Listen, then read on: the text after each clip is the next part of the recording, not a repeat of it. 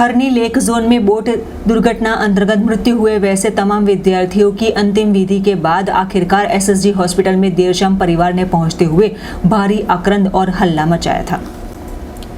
वडोदरा के लिए काले दिन समान साबित हो चुके वैसे कल शाम लेक जोन विस्तार में यानी कि तालाब में बोट दुर्घटना घटित हुई थी, जिसमें 13 जितने विद्यार्थियों की मौत और 2 शिक्षिका की भी मौत हुई। ऐसे में तमाम बच्चों के मृतदेह को एसएसजी हॉस्पिटल में पोस्टमार्टम के लिए लाने के बीच यहां पर परिवार ने भारी आक्रंद मचाया था। जाहिर सी बात है कि तमाम को इलाजी प्रक्रिया के भागरूप एसएसजी और निजी हॉस्पिटल में भर्ती किया गया। ऐसे में ये दुर्घटना के साथ मुख्यमंत्री भूपेंद्र पटेल और गृह मंत्री हर्ष संघवी भी दौड़े चले आए थे। ऐसे में परिवार ने भारी आक्रंद मचाते हुए तंत्र और सरकार पर तीखे प्रहार किए थे। यहाँ पर मौजूद वैसी विपक्षी नेता अमी रावत ने भी तंत्र पर तीखे प्रहार करते हुए इस प्रकार की घटना घटित न हो तथा पुनरावर्तन न हो, कॉन्ट्रैक्टर के खिलाफ कड़ी कार्यवाही करने की मांग की थी। मुख्यमंत्री एसएसजी હોસ્પિટલ માં જે બાળકો મૈયત પામ્યા છે અને એવું નથી કે એક જ સમાજના બાળકો છે, બંને સમાજના બાળકો છે, અહીંયા આયા ગયા બીજી મિનિટે પરત આવી ગયા છે।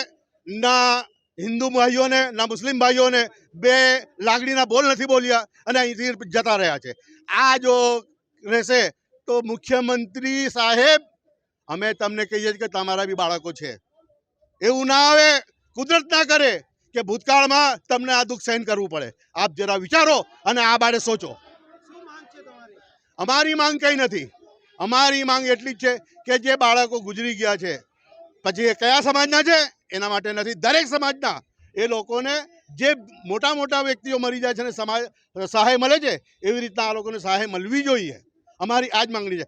કોર્પોરેશનના અધિકારીઓને હું ખાસ જણાવવા માંગુ છું કે ભૂતકાળમાં બી સુરસાગર પર આવી જ રીતના 15 થી 16 માણસો મરી ગયેલા, એના અંદર ઉંમરવાળા હતા અને તે વખતે બી નાવડીની દુર્ઘટના થયેલી અને તે વખતે વગર લાયસન્સે કંઈ ચાલતું હતું।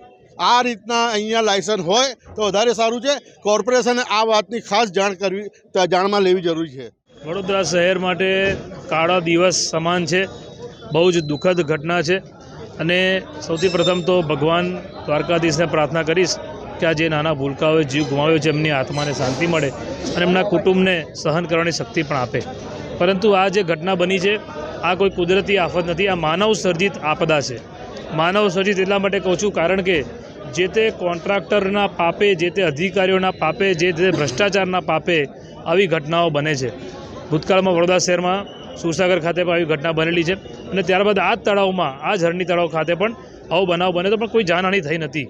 જે તે સમયે ત્યારે આવા કોન્ટ્રાક્ટરોના કોન્ટ્રાક્ટ રદ કરવાના જગ્યાએ જે વડોદરા શહેરમાં કોર્પોરેશનમાં જે ભાજપ શાસિત કોર્પોરેશન કે જેનું સ્ટેન્ડિંગ કમિટી નક્કી કરે છે કોનો કોન્ટ્રાક્ટ કોને આપવો, એવા સ્ટેન્ડિંગ કમિટીમાં જ્યારે આવા ભ્રષ્ટાચારી કોન્ટ્રાક્ટરોને કામ આપવામાં આવે છે ત્યારે મારું સ્પષ્ટપણે એવું માનવું છે કે આના માટે વડોદરા શહેરના મેયર પણ એટલા જવાબદાર છે અને સ્ટેન્ડિંગ કમિટીના ચેરમેન પણ, અને આ બંને લોકોએ રાજીનામા આપવા જોઈએ।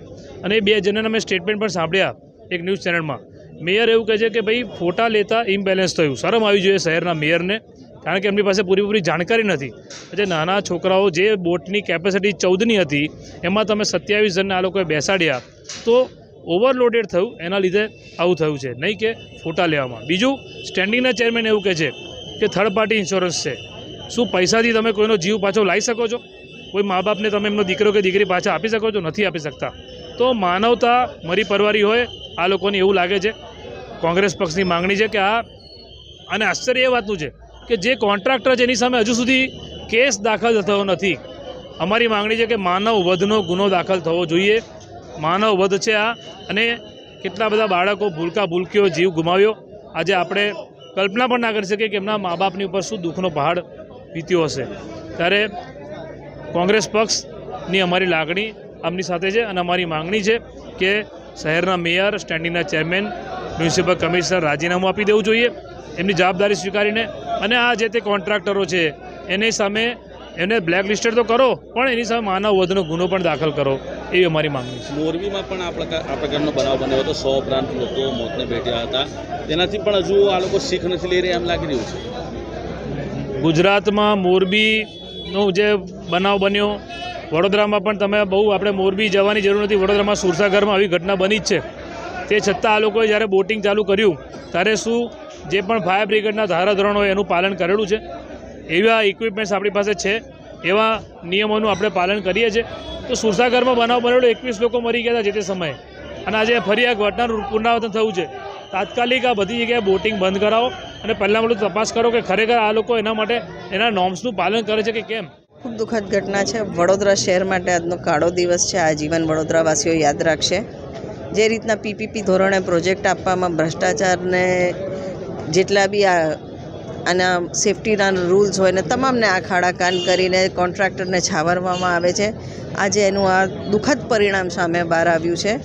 ખૂબ દુઃખની લાગણી અનુભવું છું. જે બોટમાં 14 જણને બેસવાનું હોય તેમાં 30 બાળકોને સમાવવામાં આવેલા અને ટીચર્સને બાળકો થઈને, અને એ બોટ ઊંધી વળતા ત્યાં એમાં સેફટી જેકેટ્સ બી નહોતા, લાઈફગાર્ડ બી નહોતા.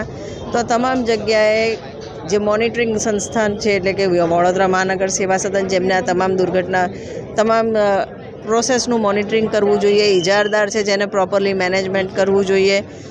મોટર વ્હીકલ એક્ટ અંતર્ગત બોટ રજિસ્ટર્ડ છે કે નહીં એ બી તપાસનો વિષય છે. આ તમામ બાબતે અમે સિટિંગ જજની ઇન્ડિપેન્ડન્ટ તપાસની ઇન્ક્વાયરી કરી માંગી છે, અને સાથે જે મૃતક ફેમિલીઝ છે તેમને ન્યાય મળે તે માટે જેટલા બી કસૂરવાર લોકો પુરવાર થશે તમામને માનવવધનો ગુનો દાખલ થવો જોઈએ એવી અમારી ડિમાન્ડ. અહીંયા આજે બનાવ બન્યો એમાં 18 બાળકોનો જીવ ગયા છે. હવે અમે અહીંયા રજૂઆત કરવા આવેલા. અમે પહેલાંથી ઇન્ફોર્મ કર્યું છે કે વાલીઓ તરફથી અમે અમારા ધર્મગુરુ અને વાલીઓના અમુક મંદિરો અહીંયા રજૂઆત કરવા ઇન્ફોર્મ કર્યું. સીએમ સાહેબ આવ્યા, અહીંયા 2 મિનિટમાં આવીને વિઝિટ કરીને બહાર નીકળી ગયા. અમે કીધું રજૂઆત કરવા માગ્યું, અમારી વાત નહીં સાંભળી અને એ જતા રહ્યા ત્યાં બાજુ.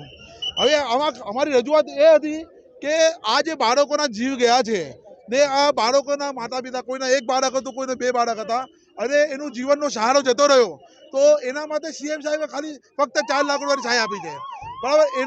એમને એવું નહીં કીધું કે ભાઈ જે લોકો જવાબદાર માણસો છે, જે લોકોનેથી આ દુર્ઘટના બની, ઓવર કેપેસિટીમાં જે નાવમાં માણસોને છોકરાઓને બેસાડ્યા ને આ ડૂબી ગઈ, તો એને શું સજા થવી જોઈએ? કેમ કે આ લોકોને જીવ ગયા છે તો સૌથી પહેલાં તો 302ની કલમ લાગવી જોઈએ, જે દોષિત અધિકારીઓ છે, અને એને સજા થવી જોઈએ. અને સ્કૂલના જે ટીચર છે એને કોઈ પણ સંપત્તિ લીધી નથી વાલી પાસેથી કે ભાઈ અમે અહીંયા પ્રવાસે લઈ જઈએ છીએ, તો એ લોકોને અમારી સંપત્તિ પત્ર પર લખાઈએ છીએ કે તમારી જવાબદારીથી મોકલીએ છીએ.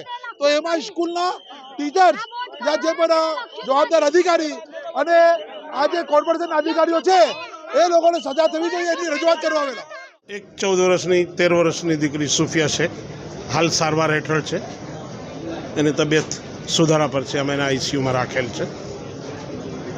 અન્ય 6 વ્યક્તિઓને મૃત હાલતમાં જ અત્રે લાવવામાં આવેલા હતા.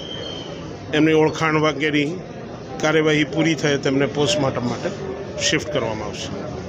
જો આશરે અમારે હોસ્પિટલમાં તો 5 જણા આવ્યા છે, 6 જણા, 5 એક્સપર્ટ છે અને 1 જીવે છે, એમઆઈસીયુમાં છે. 5માંથી 2 કદાચ શિક્ષકો છે, ઉંમરવાળા છે, અને બાકીના 3 સ્ટુડન્ટ લાગે છે, છોકરીઓ છે. બીજી કોઈ હોસ્પિટલમાં જાણકારી મળી છે? જાણકારીમાં એવું મળી છે કે બીજા કોઈ જાનવી હોસ્પિટલમાં અને સ્પંદનમાં નહીં, જાનવી હોસ્પિટલમાં 9 જણાને લઈ ગયા છે. જે ઘટના ઘટી છે એમાં આપનું કોણ છે? મારા સ્ટાફના બધા હતા. કેટલા જણા હતા એ તો મને નથી ખબર. ઇંગ્લિશ મીડિયમના બધા હતા. આ કઈ સ્કૂલ છે મેડમ? New sunrise school.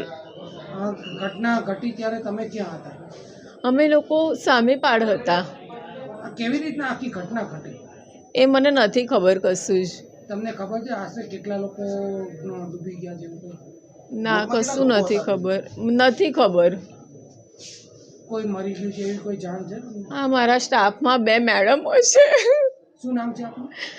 મારું નામ શિલ્પા મેડમ છે.